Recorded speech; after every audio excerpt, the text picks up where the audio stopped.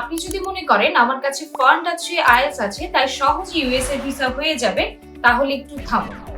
এভাবে ইউএস এর ভিসার কাজ হয় না। প্রতিদিন আমরা অসংখ্য স্টুডেন্ট দেখি যারা ফাইন্যান্সিয়ালি স্ট্রং, কেউ বা আবার একাডেমিক ব্যাকগ্রাউন্ড ভালো, তাও ভিসা রিফিউজ হচ্ছে। কেন জানেন? কারণ ইউএসএ এমবাসি একটা জিনিস সবচেয়ে বেশি দেখে, আপনার পারপাস ক্লিয়ার কিনা। আপনি কি সত্যিই পড়াশোনা করতে যাচ্ছেন নাকি অন্য কোনো প্ল্যান আছে? আপনার স্টাডি প্ল্যান কি লজিক্যাল, আপনার প্রিভিয়াস স্টাডির সাথে ম্যাচ করে? আপনি কোর্স শেষে দেশে ফিরবেন, এই কনফিডেন্স কি দিতে পারছেন? আর সবচেয়ে ইম্পর্টেন্ট, আপনি ইন্টারভিউতে নিজের কথা ক্লিয়ার ভাবে বলতে পারছেন কিনা। অনেক সময় পারফেক্ট প্রোফাইল থাকলেও শুধুমাত্র ইন্টারভিউতে কনফিউজড হওয়ার কারণে ভিসা রিফিউজ হয়ে যায়।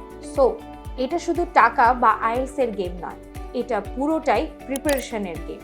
তাই র্যান্ডম অ্যাপ্লাই না করে প্রপার গাইডলাইন নিয়ে অ্যাপ্লাই করুন।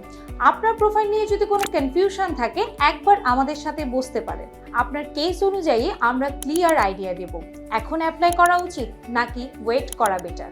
কমেন্ট বক্সে জানাতে পারেন আপনার প্রশ্ন, অথবা সরাসরি অফিসে এসে আমাদের সাথে কথা বলতে পারেন। Free consultancy available. Study in USA নিয়ে রিয়েল ইনফরমেশন পেতে এখনই আমাদের পেজ ফলো দিয়ে রাখুন। See you in next video.